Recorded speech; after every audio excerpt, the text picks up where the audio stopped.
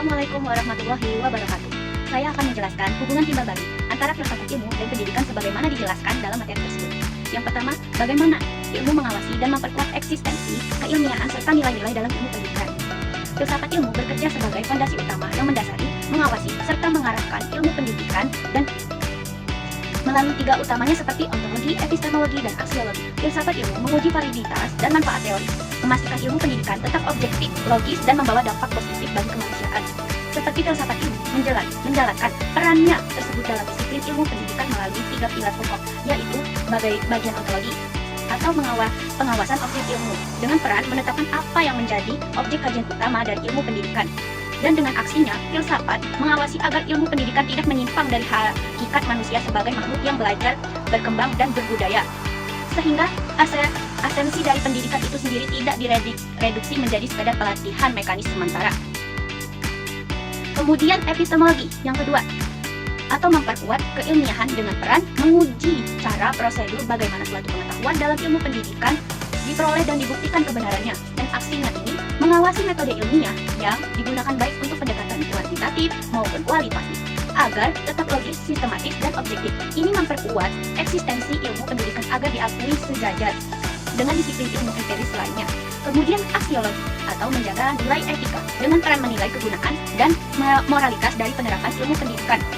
Dan aksi ini memperkuat nilai-nilai seperti humanisme, keadilan, dan pembentukan karakter. Filsafat memastikan bahwa produk dan praktik ilmu pendidikan digunakan untuk memanusiakan manusia dan memberikan dampak positif bagi kelangsungan hidup manusia. Yang kedua, bagaimana pendidikan yang bermakna dan bernilai turut memperkuat perkembangan filsafat ilmu.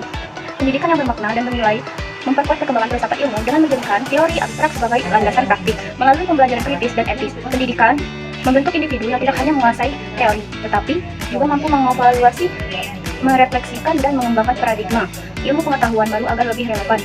Dengan masyarakat, proses penguatan ini terjadi melalui beberapa mekanisme utama, yaitu yang pertama, penerapan teori menjadi konkret, yaitu pendidikan adalah laboratorium tempat teori filsafat ilmu yang sebagaimana seperti epistemologi dan ontologi yang diuji validitas dan relevansinya.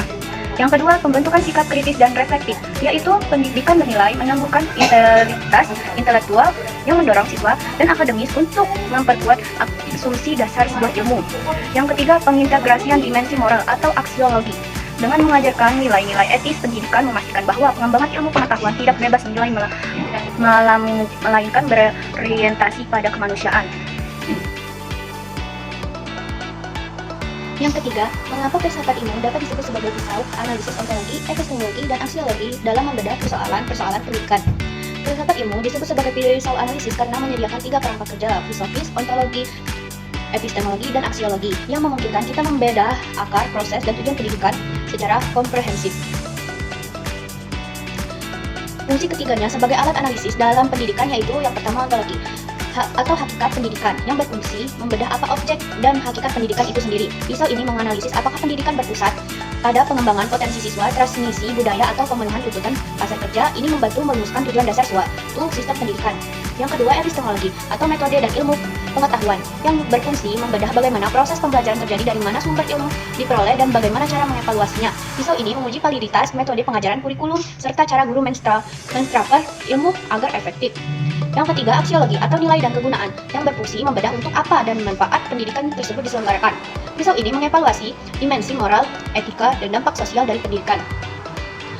Memastikan ilmu yang diajarkan membawa kemaslahatan dan karakter yang baik.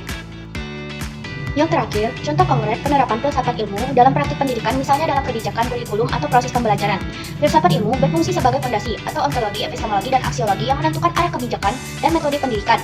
Tanpa landasan ini, praktik pendidikan hanya menjadi rutinitas, mekanis, tanpa arah yang jelas. Penerapan konkret filsafat ilmu dalam dunia pendidikan dapat dilihat dalam aspek-aspek berikut, yaitu seperti 1. Kebijakan kurikulum atau filsafat menentukan apa yang harus diajarkan dan mengapa hal itu penting. Utamanya ontologi atau hakikat ilmu, memandang ilmu pengetahuan bersifat dinamis dan tidak statis. Ini mendasari lahirnya kurikulum merdeka, di mana kurikulum tidak hanya berfokus pada hafalan materi tetapi pada pembentukan cara berpikir, analisis, dan penalaran peserta didik. Yang kedua, aksiologi atau nilai dan etika, kebijakan pendidikan kesesuaian dengan nilai-nilai kemanusiaan. Dan soal misalnya, penerapan profil pelajar Pancasila memastikan bahwa pengembangan ilmu pengetahuan harus diimbangi dengan membentuk karakter moralitas dan kepedulian sosial, bukan sekadar mencetak lulusan yang cerdas secara akademis. 2. Proses pembelajaran di kelas. Atau filsafat mendikte bagaimana pengetahuan diperoleh, epistemologi, dan bagaimana interaksi guru dan siswa berlangsung.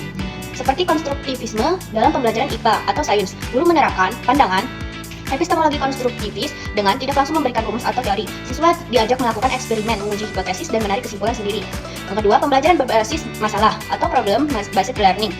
Berakar dari filsafat progresivisme, guru memampilasikan siswa dengan masalah-masalah dunia nyata.